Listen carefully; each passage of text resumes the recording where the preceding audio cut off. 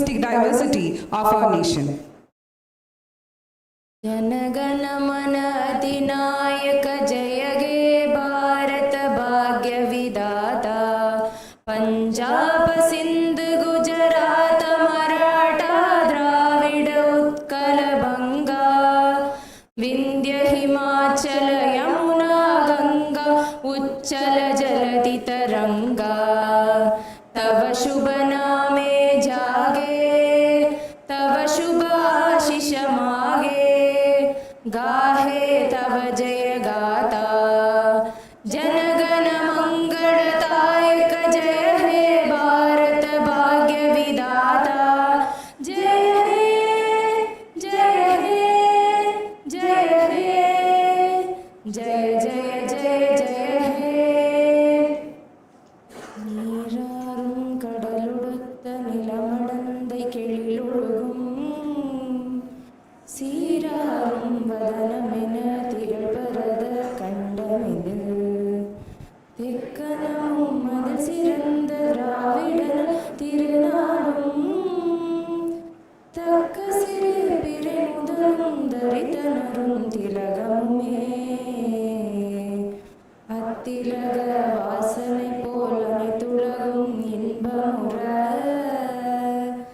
எத்திசையும் புகழ்மணக்க இருந்த பெரும் தமிழங்கே தமிழங்கே உன் சீரிழமை திரும்பியந்து செயல்மறந்து வாழ்ந்ததுமே வாழ்ந்ததுமே வாழ்ந்ததுமே அறிவிலே தெளிவு நெஞ்சிலே உறுதி அகத்திலே பொறிகளின் மீது தனியர் சாலை பொழுது நானினது பேரருளின் நெருகிலே நாட்டம் கருமயோகத்தில் நிலைத்திட என்றிவை அருளாய் குறிகுணம்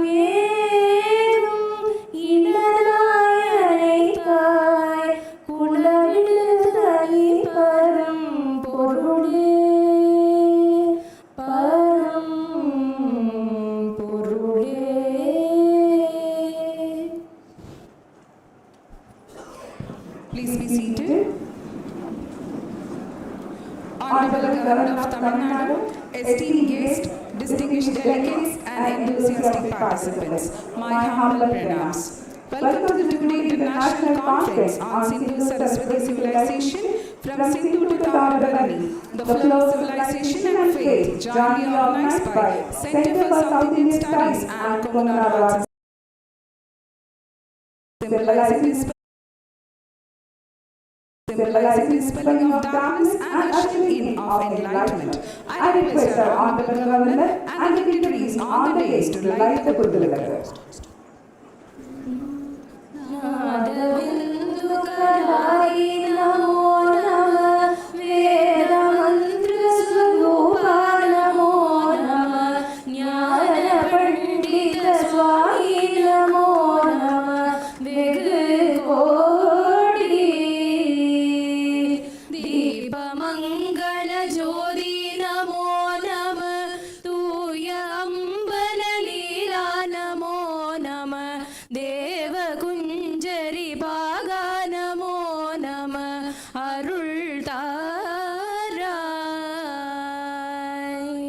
அருட்பெருஞ்சோதி அருட்பெருஞ்சோதி தனிப்பெரும் கருணை அருட்பெரும் ஜோதி. Thank you. We are honored to have with us a respected Secretary and Director, Dr. C.A. Vasuki ma'am, a bold and efficient administrator with a kind and compassionate heart. Her remarkable leadership, coupled with steadfast devotion and commitment, consistently serves as a source of inspiration to all. May I warmly invite her to welcome the distinguished guest and gathering to the conference. A pleasant morning to one and all. And on this auspicious day of Hanuman Jayanti, I wish everyone good health, wealth, prosperity, valor, and vigor. His Excellency, Honorable Governor of Tamil Nadu, Thiru R.N. Raviji, Treasurer of the College, Dr. O.N. Paramasivan, members of the College Council and Committee, Principal Dr. Sangeeta, and Thiru Sandeep, Director, Center for South Indian Studies, Thiru Kumaresan, the learned faculty members, students, participants, research scholars, and who have come here, members who have come here to present and participate from far and wide to extend their research findings to all of us. Press and media, at the outset, I extend a warm welcome to all of you who have assembled here to witness this grand inaugural of this two-day conference, which is going to be an international one because we have papers from all around the world, and this conference is actually the Sindhu Saraswati civilization, that is Sindhu to Tamaraparani, talking about the flow and faith and civilization. This has been organized by Kongunadu Arts and Science College and Center for South Indian Studies, Chennai. At the outset, I must say that this conference is a confluence of research scholars, teachers, professors, and all other stakeholders who have put their time and effort for several years in deciphering the scientific, cultural, spiritual, and holistic practices which were prevalent in this great civilization, and it is prevalent even today. I am extremely happy and honored to propose the formal welcome address in this august occasion on the inaugural of this important conference.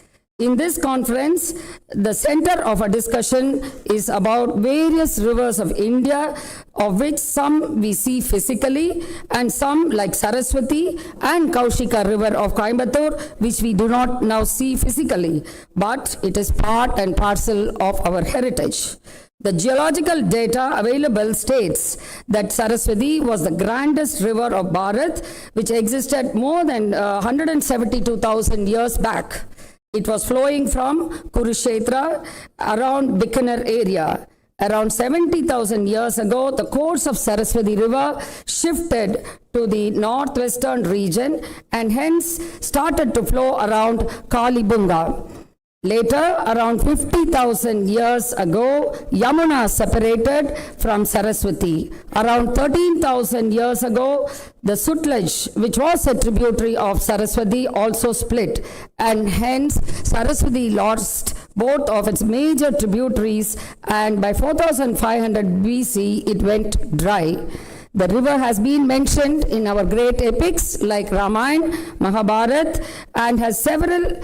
It is very sad to see there are several false narratives which deny its existence and legacy. Similarly, River Kaushika, River of Coimbatore, is being revived now, and it is right around the corner of our college. The conference will be a prelude to bring to limelight the rich legacy, heritage, culture which carried by various rivers and its civilization. On behalf of the entire fraternity of Kongunadu, I extend a heartiest welcome to His Excellency Honorable Governor of Tamil Nadu, Thiru R.N. Raviji. We feel extremely honored, sir, by your presence and as a chief guest for this occasion. It is a matter of great pleasure for all of us that he could find time to be with us despite his preoccupation. This shows his interest in academic and true scientific research pursuits, which includes validation of traditional knowledge and bringing back the right narratives of the 21st century learners. His presence here this morning is a source of inspiration and a great moral booster to the entire research community. I welcome you once again, sir. I extend a warm and adorable welcome to all the members on and off the dais I extend a warm welcome to all the speakers who are eminent and have considerable experience in this subject, who are going to translate their knowledge to the participants such that the learning can be propagated further to all the stakeholders. The purpose of organizing such a research conference is to debate on pivotal topics of national interest and then come to a consensus on findings of researchers such that these can be disseminated to the public, especially to the youth of this country, and to bring about awareness of knowledge sharing. I am happy to declare that we have received more than 100 original research articles from India and abroad in various Indian languages, which shows the interest among researchers to disseminate the right narrative with evidence and proof. I would be failing in my duty if I do not extend a courteous welcome to the participants, scholars, professors who have contributed in their research findings. In this moment, it is a pride and joy to welcome the students who are the foundation of Viksit Bharat and who are going to be the beneficiaries of this conference. We are aware of the responsibilities towards educational development, focusing on addressing the challenges of the 21st century and to impart man-making education as declared by Swami Vivekananda with strict morals, duties, discipline, and patriotism. I also take this occasion to extend a warm welcome to the distinguished guests, dignitaries, media personnel, and all others for their gracious presence on this occasion and request for your continued cooperation in the future also. I welcome you all again. Jai Hind and Jai Bharat.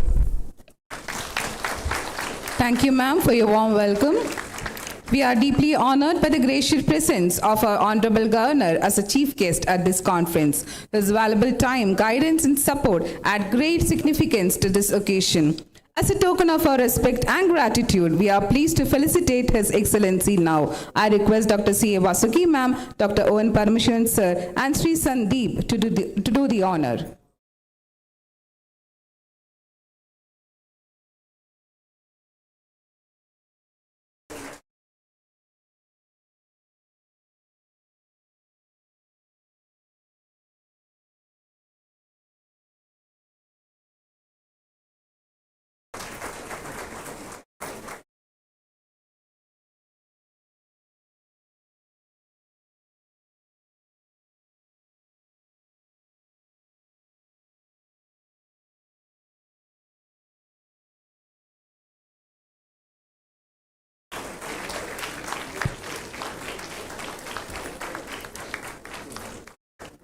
Thank you all.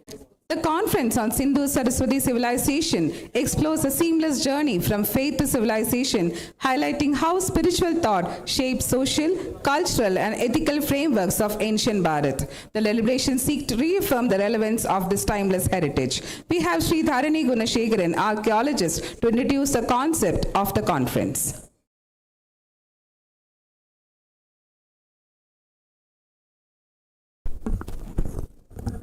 Vanakkam and pranams to everyone. River as the foundation of civilization. Rivers have been the cradle of human civilization across the world. From the Nile and the Yellow River and the Sindhu Saraswati system, river systems sustained agriculture, enabled trade, shaped social structures, inspired philosophy, and nurtured literature and spirituality.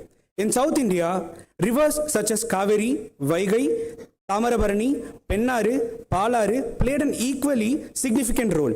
They supported some of the oldest communication settlements, gave rise to Sangam-era cities, advanced irrigation, engineering systems, facilitated maritime trade, and shaped culture, poetry, rituals, and ecological wisdom rooted in sustainable living.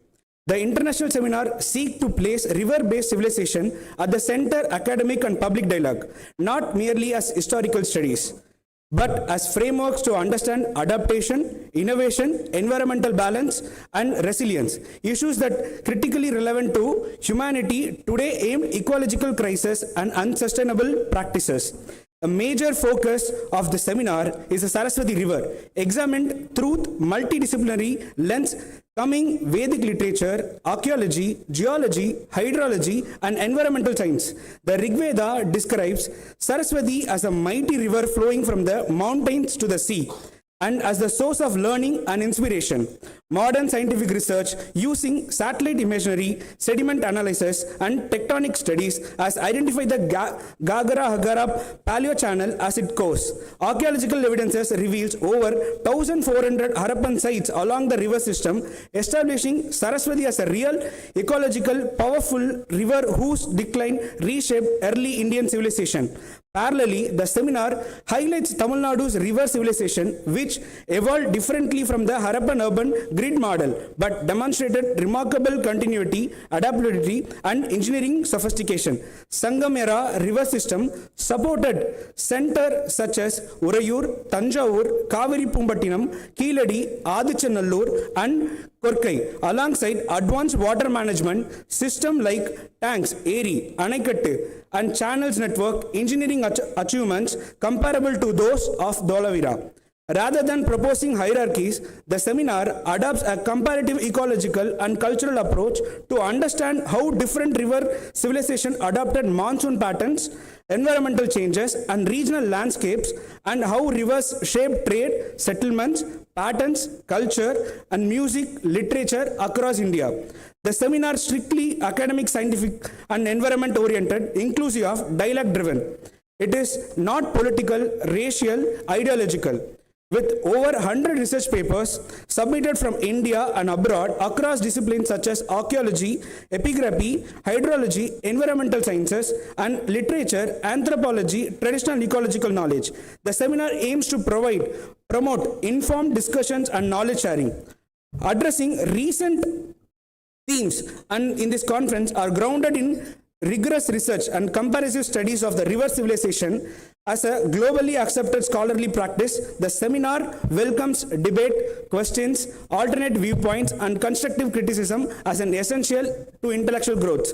In conclusion to the seminar, invite scholars, students, researchers, critics, and the general public to engage openly in dialogue from the vanished channels of the Saraswati to the living water of the Tamarabarni. River tells stories of migration, technology, culture, faith, innovation, and resilience. Rivers, through collective learnings and discussions, the seminar seeks deepen understanding of our shared civilizational heritage and explore pathways to more sustainable and ecological sensitive future. The Saraswati stands as a powerful example of how the disappearance of a river profound impacts human life. The presence of over 1,400 archaeological sites along its dried riverbed clearly demonstrate how civilization once flourished around it and were later transformed by the decline.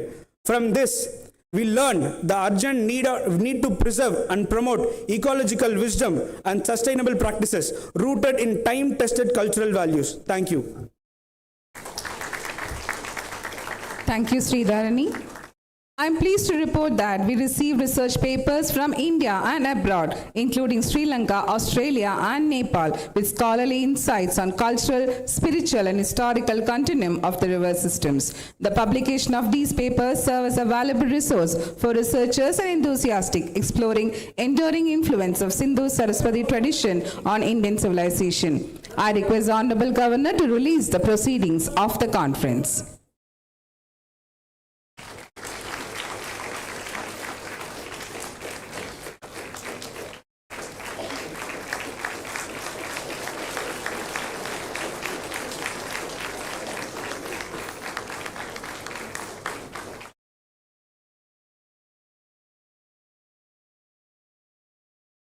Thank you.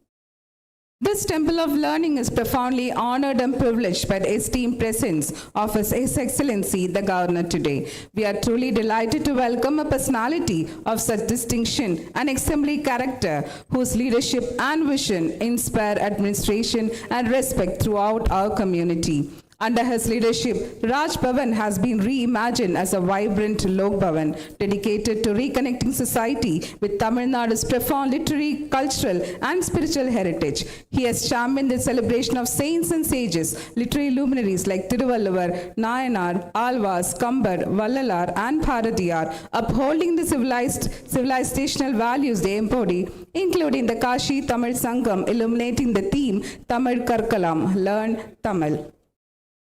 As a leader deeply committed to India's civilizational continuum, he brings valuable insight to this international conference on Sindhu Saraswati civilization, linking faith, culture, and enduring heritage. May I humbly request His Excellency to deliver the inaugural address.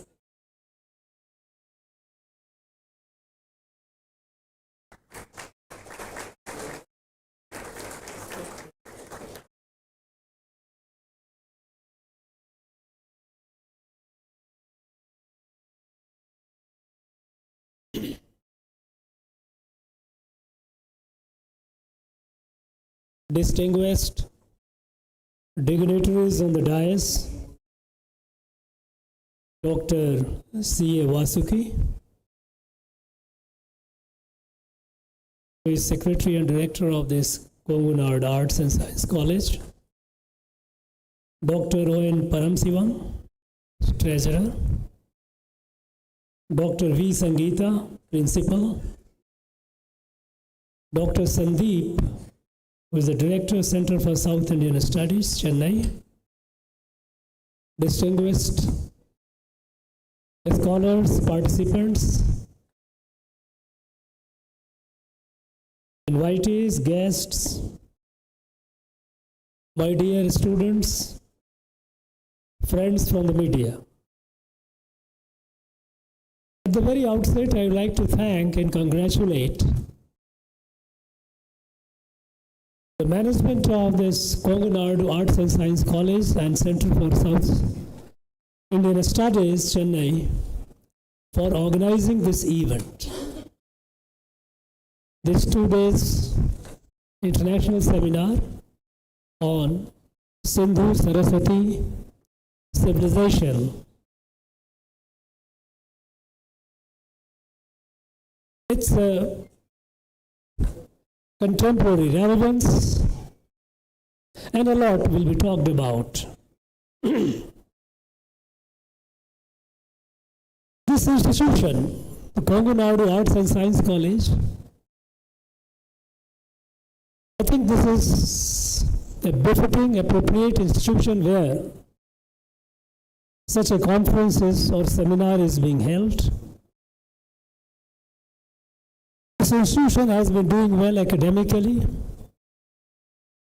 achieving greater excellence in terms of accreditation, and is known for value-based education. So I thank the students studying in this institution and coming out to be better citizens of this country. Center for South Indian Studies, Chennai, has been in the field of doing deep research into our forgotten past and has been on a mission to dispel the ignorance which has been deliberately contrived and spread through the light of knowledge, through research. Friends, this 2-day seminar, I'd like to highlight or like to suggest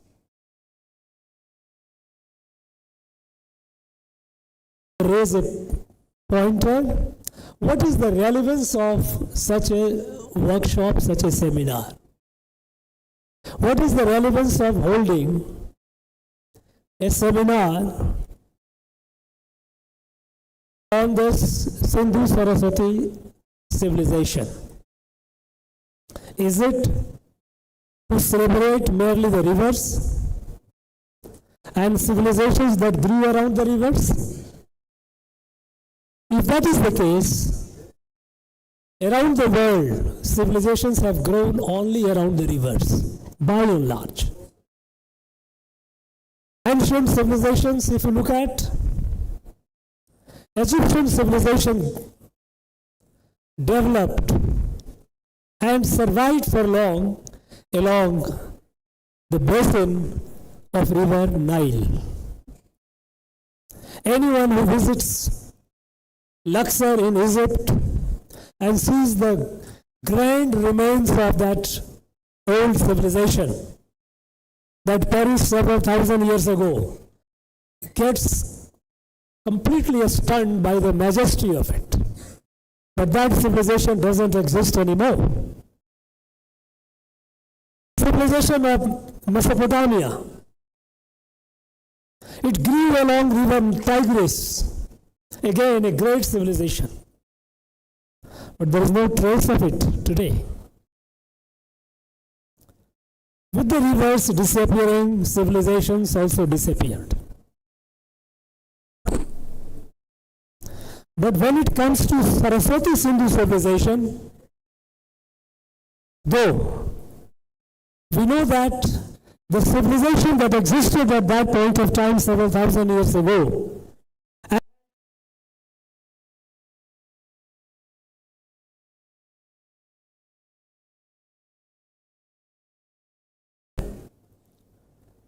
though the river disappeared, Saraswati river disappeared, and that civilization disappeared,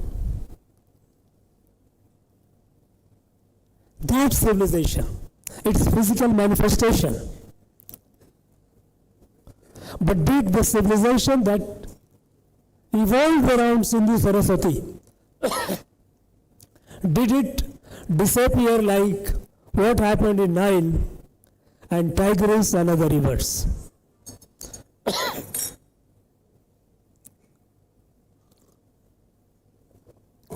So when we talk about Saraswati Sindhu civilization, we are not merely talking about river. We are talking something more. Because what emerged along the banks of Saraswati and Sindhu in those days, they not only manifested in terms of material prosperity, that they had developed large township cities with geometric proportions, grid formations, community water services, and so many features that tell you that it was a highly evolved material civilization. But that is the case around other river civilizations also, like as I told you about Egyptian civilization along Nile and civilization of Mesopotamia along Tigris. But what evolved along Sindhu and Saraswati river, that basin, it also gave that knowledge, that unique universal truth, revealed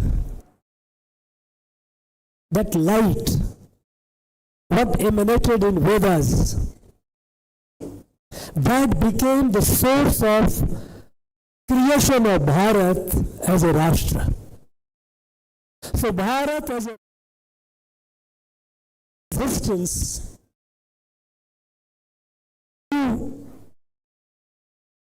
the philosophy, the darshan that evolved around Saraswati Sindhu areas.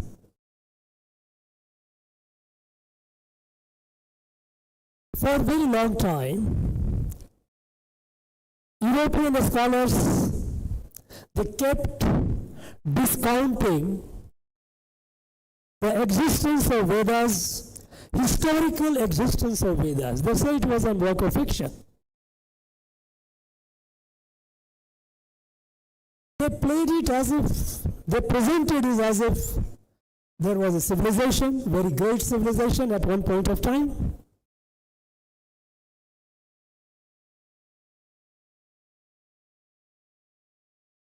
That Aryans came from.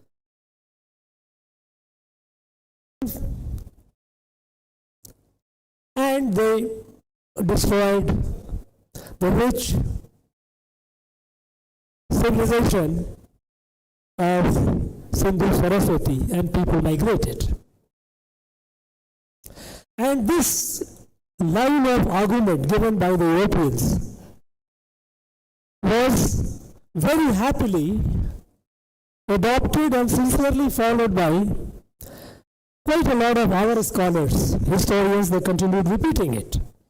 Here I would like to remind the scholars and tell the students that the same Europeans who until the end of 18th century kept glorifying the ancient India or ancient Indian civilization as the greatest civilization in the world, they kept downplaying at the beginning of the 19th century. I would make a reference to a historical document. In 1788,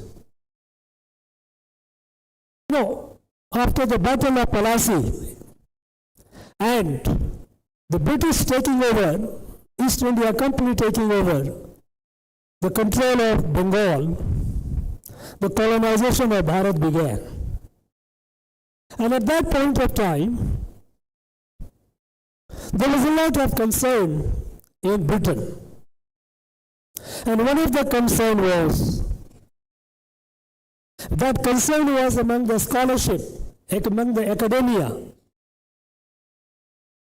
of Britain, that like other areas which were colonized by the Europeans, like North America, South America, Australia, colonization of India will also lead to elimination of all the wisdom of that place.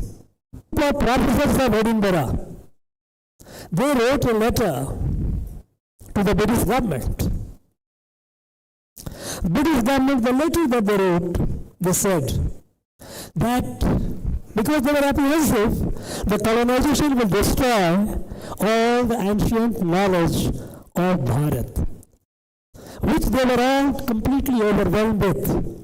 Such an evolved science, technology, philosophy, literature, it should be preserved. So they wrote a letter, and the letter makes very interesting reading. I urge you all to go to look into that letter. And if anyone likes to know the reference of it, I will tell you, go for Dharmpal Classics, where it tells you the letter is quoted. The letter says, ask the British government to discover,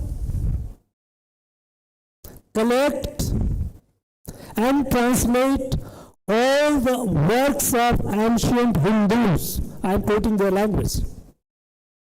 Discover, find out where they are. Collect means take it away.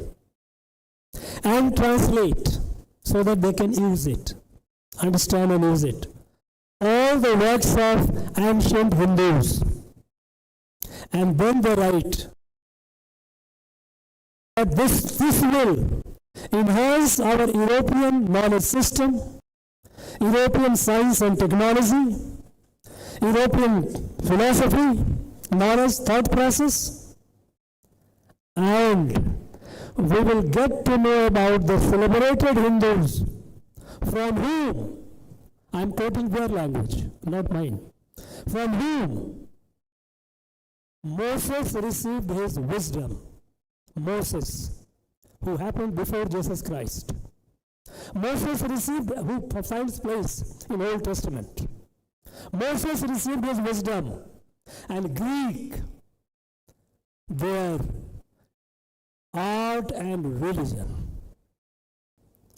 This must be collected, this must be discovered where they are, They must be collected, located, collected, and translated. And then they went on whole hog, collecting our manuscripts, taking away whatever they could. But then things changed at the beginning of, narrative changed at the beginning of 19th century. Because then they realized that it was not possible to colonize such an evolved civilization, such a united civilization, people of this civilization, for long, and for the interest of their enduring empire, so the British could continue ruling here for longest period possible. They decided the only way is to destroy their sense of pride, the sense of selfhood. And then they started fabricating the history and narrative. They started writing fabricated history of Bharat, telling everything is bad about the same people who had talked so gloriously. They started talking ill about everything in India.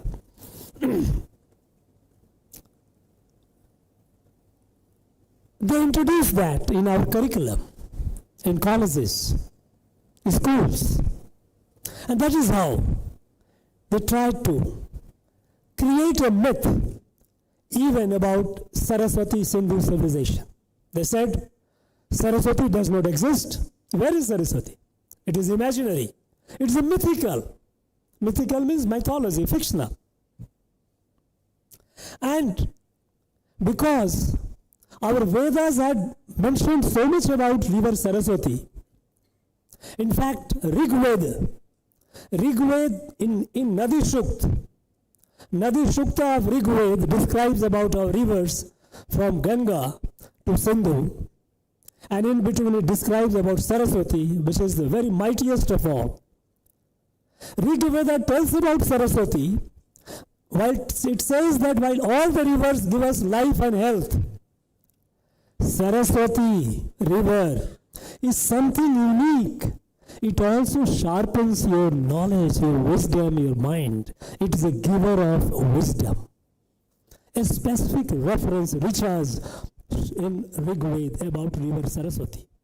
So most of the Vedic riches they evolved around Saraswati banks, Saraswati basin. And since the Vedic literature and Vedic philosophy became the source of Bharat, evolution of Bharat, Saraswati itself is fictional, as they said, because it doesn't exist. And so the whole story of Bharat coming out of Veda and Vedic system is all fictional, all stories. They continued it, this narrative, and our scholars continued parroting it. And some people have started trying to say that, okay, these were the types of towns planning, these were the pots and pans which were found there. Similar pots and pans are found here. Similar pots and found somewhere else. So they started interpreting, misinterpreting according to their convenience, to try and create divide.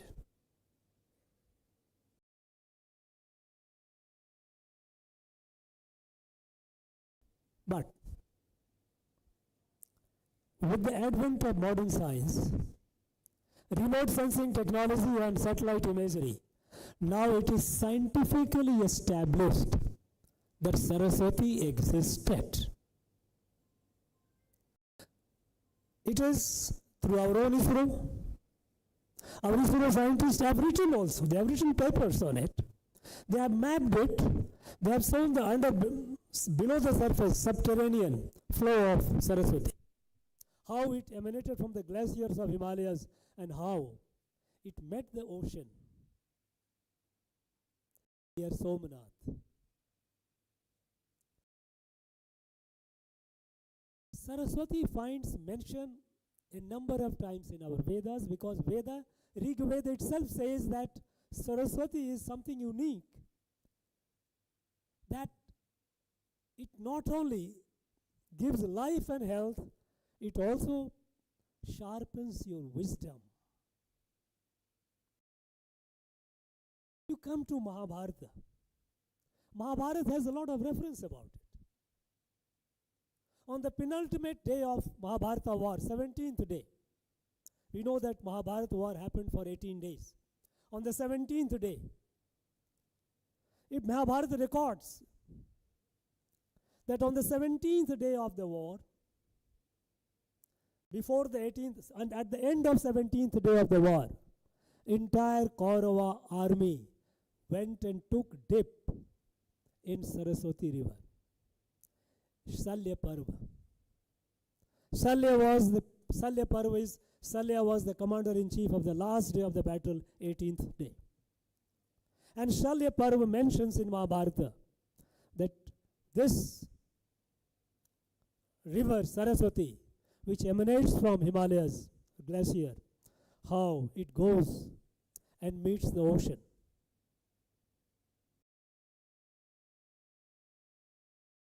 Mahabharata also mentions about how when Mahabharata was about to begin, all the peace initiatives by Sri Krishna had failed, and Pandava and Kauravas had, Duryodhana had refused to give what was due to Pandavas. Balaram, the elder brother of Sri Krishna, was not happy with the prospect of war.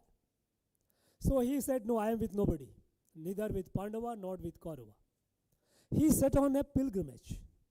An entire pilgrimage was along Saraswati river, because a lot of tirthas were located along the banks of Saraswati river. He went along all this.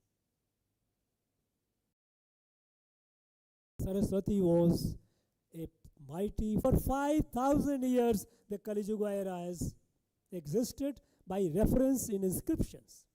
And with nearly 1,000 inscriptions, stone inscriptions found all over Bharat, and even beyond.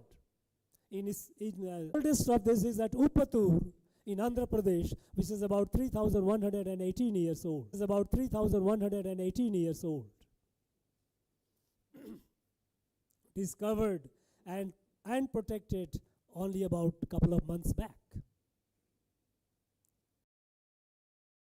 Astronomical references made in Mahabharata has established that Mahabharata ended, and after Yudhishthir, the first king was Abhimanyu's son, Parikshit.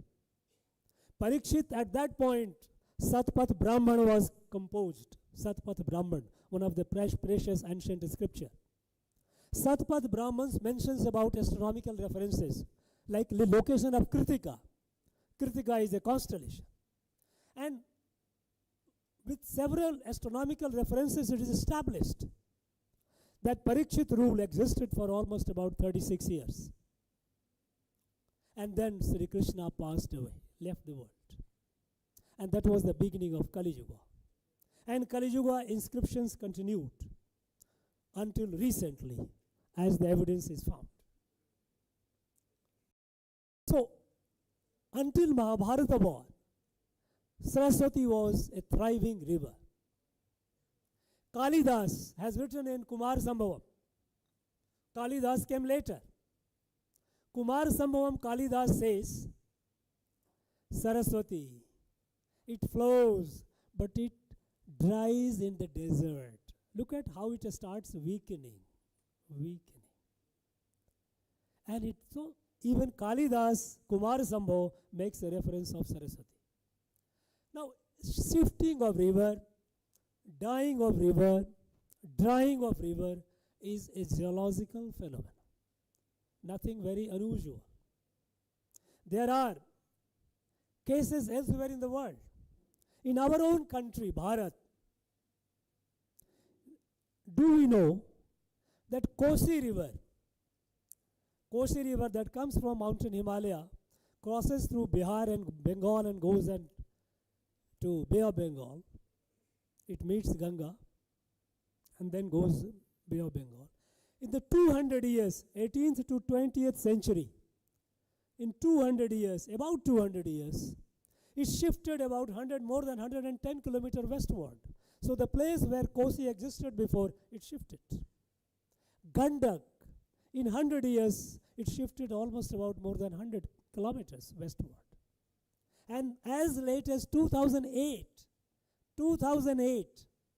Koshi again, there's something happened, geological development, and Koshi turned the course, and it turned and started again going eastward, from westward to eastward, to the areas where it had abandoned before. Tista River, those of you who are familiar, who have gone to Sikkim, must have seen Tista, majestic river, comes from the glaciers of Himalayas and meets Bay of Bengal. This Tista, until 1787, just about 225 or 230 years, 35 years ago, it used to flow straight and meet Ganga. It was a tributary of river Ganga. But 1787, it turned the course, it moved eastward, and it became a tributary of Brahmaputra. So river changing course, river disappearing from the area where it existed, or river disappearing altogether is a geological phenomenon.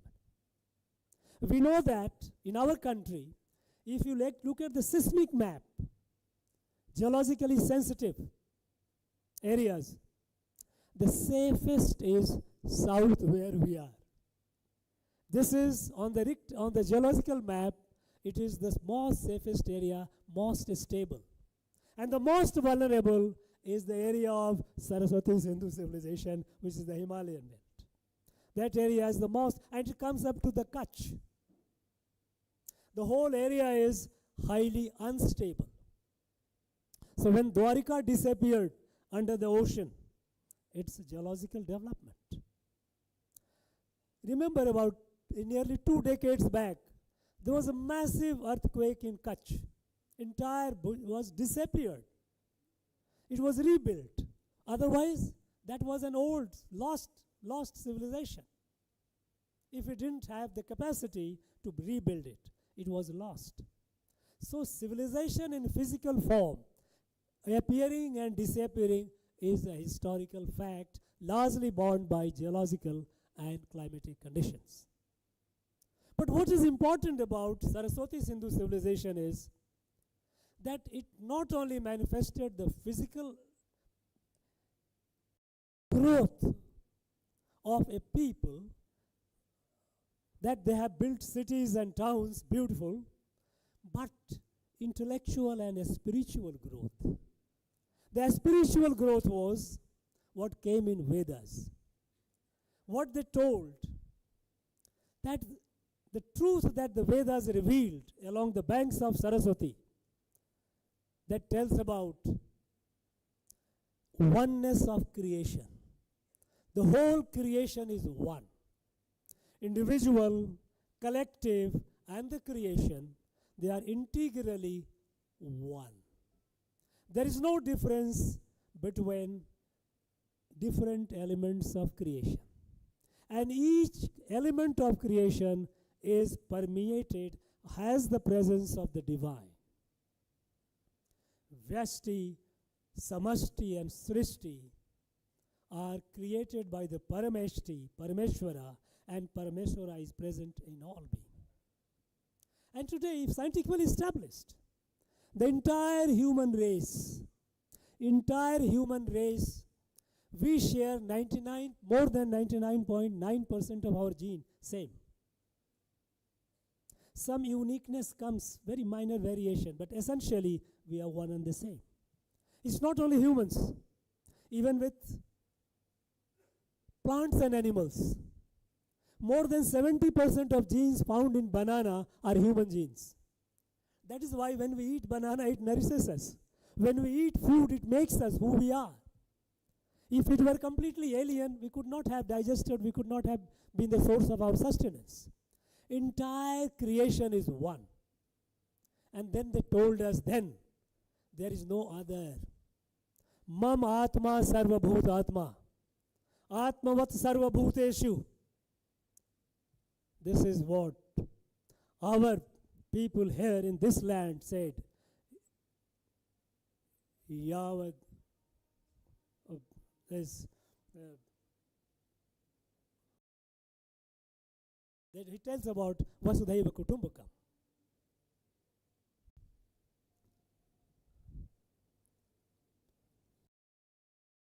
This is what subsequently, even in Tirukural, when great Tiruvalluvar says, Arvinal aguvadi undo, piratanoe tananoe pole potrarkade.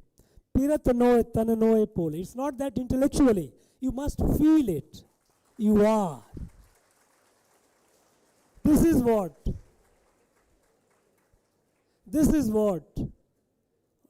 Swami Vallalar said. Vadiya pairi kand podelam vadine. Even a plant, when it suffers, I suffer because I'm linked. Yavadure yavarum kelir. The whole world. Vasudhaiva Kutumbakam. This is the thought process, the darshan that emerged on the banks of Saraswati. It permeated the whole Bharat. And our Vedas tells about how Bharat as a Rashtra emerged.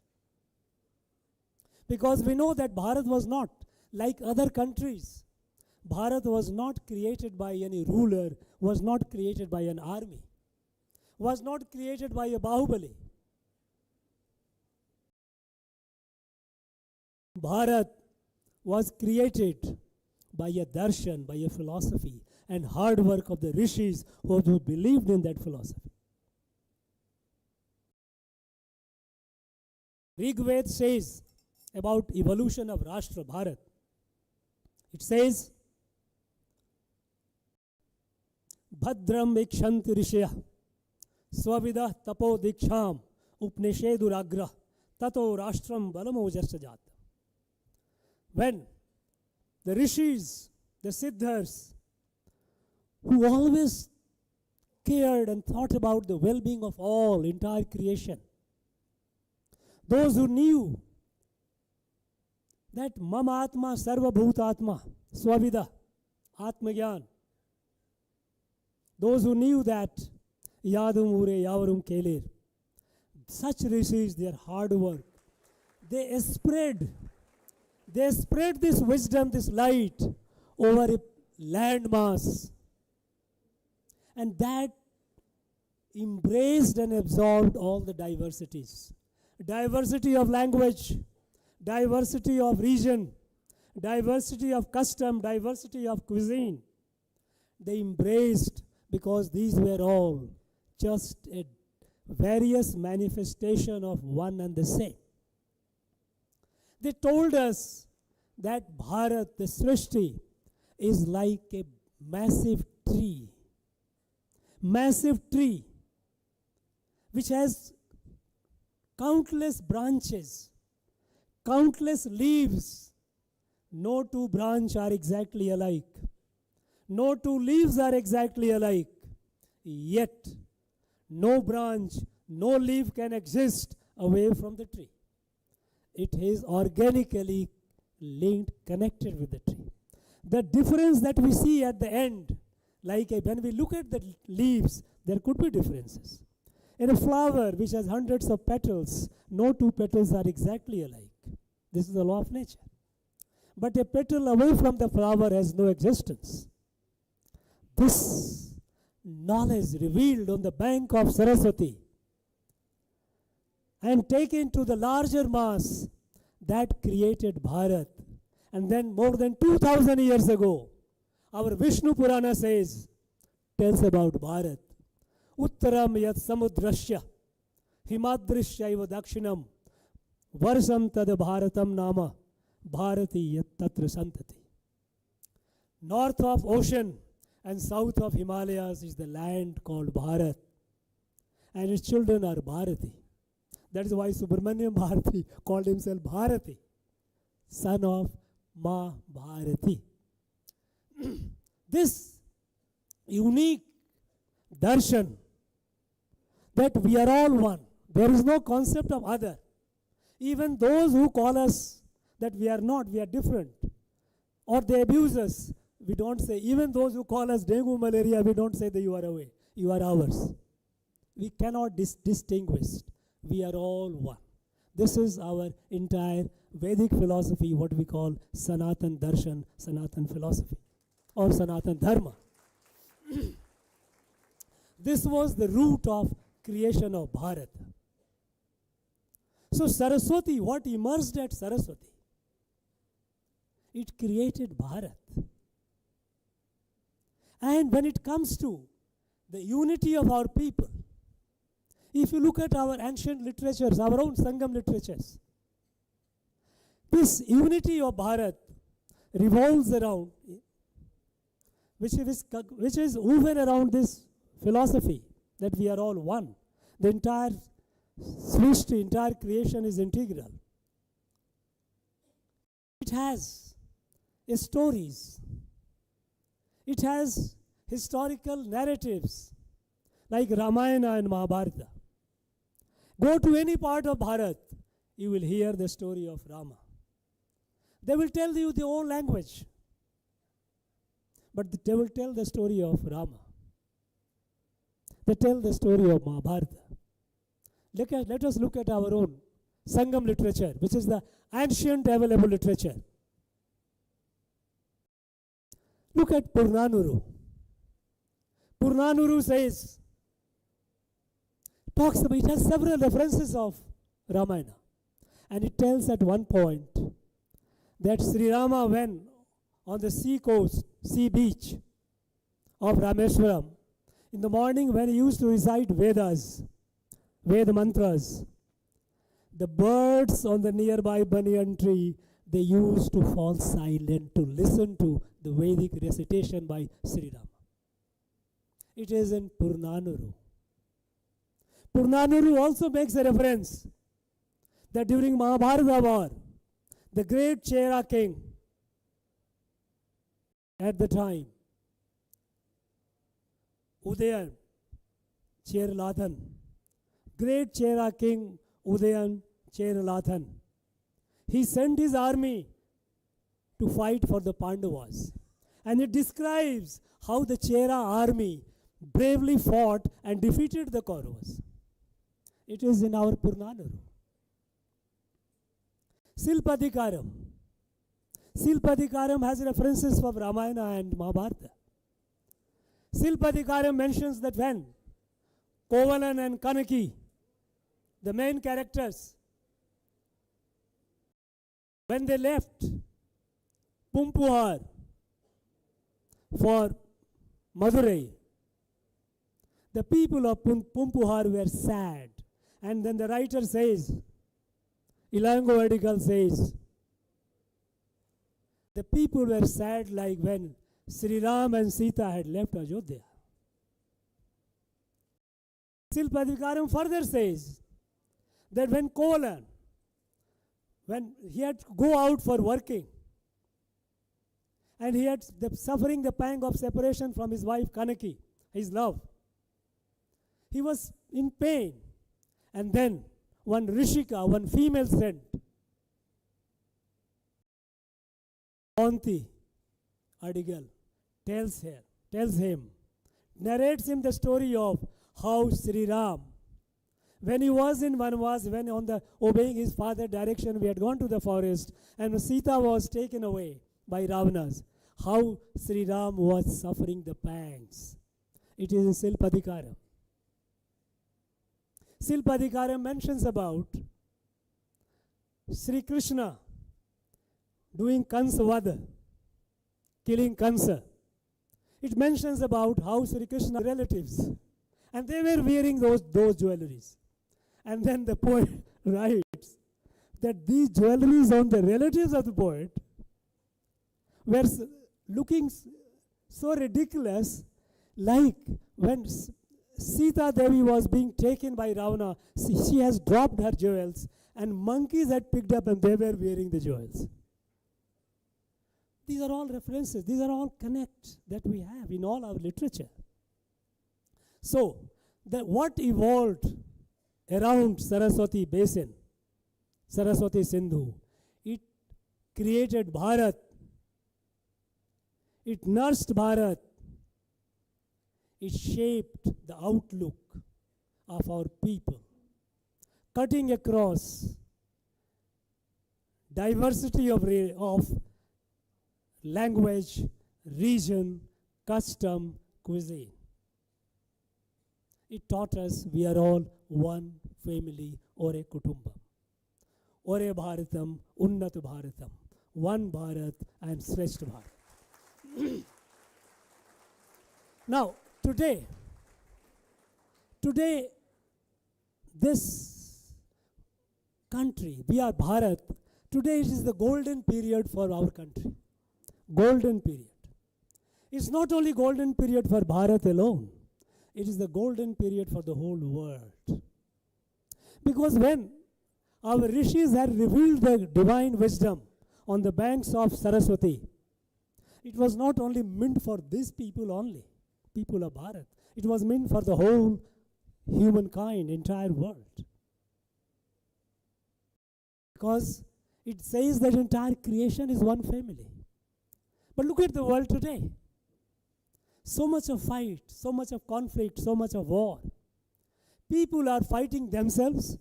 So everyone is suffering a conflict with oneself. A lot of cases where suicide, a lot of depressions. Do we know that in Tamil Nadu, every year, more than 20,000 people lose their life by suicide? Every day in our state, more than 65 people are committing suicide. If you look at the data of National Crime Record Bureau, it tells you Tamil Nadu is the suicide capital of Bharat. No other state has as many suicide as we have Tamil Nadu. Rate of suicide. Look at, we are all in distress. Conflict with oneself. Depression all around the world. Somewhere more, somewhere less. The conflict with each other. Look at the war happening around. Sometimes you try to spread the hate in name of language. Sometimes you try to spread the hate in terms of religion. Wars happening. Russia-Ukraine war, Israel-Hamas war. All these wars all around. So much destruction. We are in conflict with the environment, the climate. The whole world is rushing towards self-destruction. Rushing towards self-destruction. And the only way by which the world can be saved is the knowledge, the darshan, the philosophy, the outlook on life on which the Bharat was created and which Bharat owes. Bharat owes to spread this light to the rest of the world. But for that, Bharat must be samarth, must be capable first. This knowledge was there with us for thousands of years. Mere having knowledge is not enough. We must be quite capable. We must be strong enough to take this light across the world. And today, we are emerging as strong. Strong not only in terms of science and technology, not only in terms of our military prowess, which we saw in Operation Sindoor, how in a short, swift war, we defeated Pakistan decisively, but also in our spiritual and cultural resurgence. It was a mark of this spiritual and cultural resurgence, the root of which lies in Saraswati Sindhu civilization. When Bharat hosted the G20, we gave the lesson to the world, Vasudhaiva Kutumbakam, Yadu Mure, Yavarum Koluri. This was the motto of G20. The motto was one earth, one future. One earth, one family, one future. We are not different. We have one future. Either we go up or perish. Either we prosper or perish. We have to take a call. And Bharat knows how to prosper collectively, how to prosper together. But in this our growth, in our rise, which we are having today, that is why Prime Minister Modi calls Iduve neram, Shariyana neram, Bharatatin Purnana neram. This is the golden time of Bharat. Because we have coming up with the sense of selfhood, who we are. What kind of proud heritage we have. Several thousand years, the wisdom that they gave, our rishis gave us, it still lives in our heart. Even the illiterate man in the village may not be knowing the literature, but in day-to-day life, he lives by those very values. It is there in our sanskar, in our DNA. So, we are reinforcing it. We are re-energizing it. So this is a period when we are growing materially, scientifically, and also researching spiritually, culturally. But in this, there are a lot of obstacles. There are difficulties. Difficulties are from within and without, both. We, our own people with vested interest, with a colonized mind, still they deny the existence of our past. That is why here in our own state, which evolves and revolves around the lives of our Nayanars and Aravars, they gave us this core that defines our identity. Kambar Ramayana, which shapes our thought process, they are being systematically denied. But it is not possible because it lives in the heart of our people. This resurgence has to be emphatic. All those who are denying it, all those who are saying that, trying to divide these people, Bharat, in terms of Aryan, Dravidian, and all the race or the language, they will be defeated. Because they stand on falsehood, total falsehood. The existence of river Saraswati is scientifically being established. And the fact that much of the civilization was along Saraswati more than Sindhu. Even if you look at the places which have been found out through the archaeological survey, most of them are along Saraswati only. Be it Lothal, Kalibangan, Rakhigari, Dholavira, all are Gujarat, Rajasthan, Haryana. This is not mythical, this is historical, it is a fact. And the Vedas are not fictional, they are real. They are the root, they are the source of evolution of Bharat. And they are the source of salvation of the whole world. Because only when we start accepting the whole world as one family, whole world, not only humans, but plants and animals also as one, only then we will be at peace with our environment, peace with the climate, peace with each other, and also the fact that we are all manifestation of divine, we will be at peace with ourselves. This is the only mantra that can save the world. And this mantra, we are proud inheritor of this mantra. And it is a time for us to grow.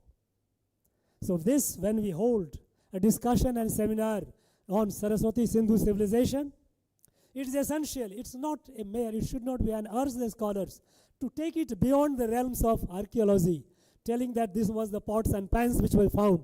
No, these are very superficial. Look at what the wisdom came there. And that wisdom is a living reality of Bharat even today. It has not diminished. And this living reality, South has a greater role to play. Because whenever there was an invasion and there was a threat to this philosophy, this darshan in the north through various invasions, it was the South. It was this land that sustained it. When there was Islamic invasion and source of our spiritual capital, center of gravity, Kashi, was destroyed because those invaders kept destroying our libraries of Nalanda, our ancient monuments, the temples of Kashi. It was Parakram Pandya of this land who brought the Shivalinga from Kashi and built the Kashi Vishwanath temple and built a Ten Kashi. In that, even if that is destroyed, Kashi is not going to disappear from this earth. It was when this his invasion continued and when they continued destroying our temples and taxes, jizya taxes. It was this bhakti literature that our Nayanars and mantra of bhakti which our Nayanars and Alavars had given, it has spread and collected the society, saved the society and saved Bharat. It went from here, from Tamil, it went to Telugu. A lot of scholars, poet saints like Amanacharya and all. It went to Uriya, Jayadev. It went to Bengal, Mahaprabhu Chaitanya. It went to Assam, Sri Shankar Dev. It went to Hindi area, Tulsidas. It went to Punjabi speaking, Guru Nanak Dev, who came up to Rameshwaram. It went to Kashmir, Lal Ded. It went south to Gujarat, Narsim Mehta. It came to Maharashtra, Sant Dhyaneshwar, all around. It was this land. When all those areas were under threat, the mantra given by our Nayanars and Arvars, that let the temple be destroyed by the invaders, no problem. We will bring that to our heart. And this bhakti mantra that this land gave, which is a manifestation of the same Saraswati civilization, Sindhu civilization, that spread and saved Bharat. So whenever there has been a crisis on Bharat, this land has been the savior. This land has been the custodian.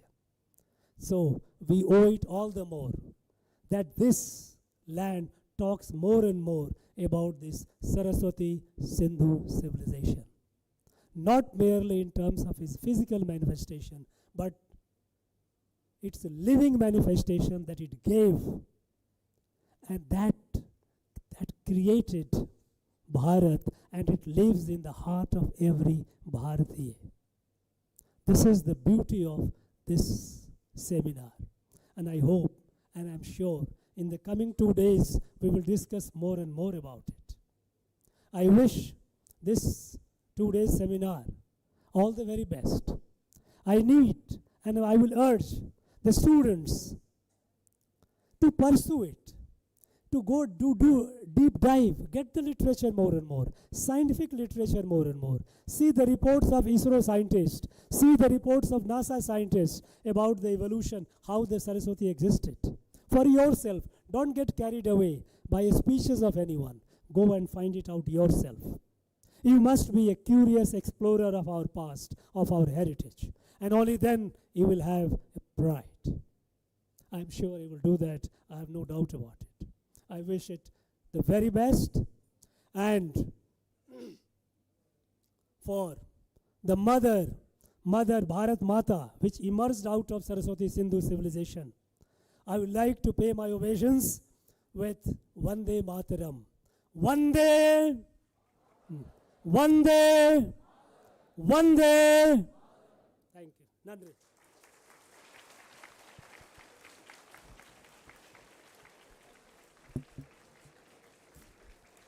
Thank you, sir, for your invaluable insights on the oldest civilization, Bharat, who pray for world peace. Saraswati civilization. Sindhu to Tamirabarani, the flow of faith, civilization, organized by our college in collaboration with Center for South Indian Studies, Chennai. At the outset, I record our sincere gratitude of thanks to the Honorable Governor of Tamil Nadu through R.N. Raviji for having graced this occasion and delivered a thought-provoking inaugural speech on the legacy and greatness of Sindhu Saraswati civilization and the importance of taking forward this vital message to the youth of this country. Your speech, sir, was inspiring and a moral booster to all of us. We shall cherish the same and shall be duty-bound to the development of our nation.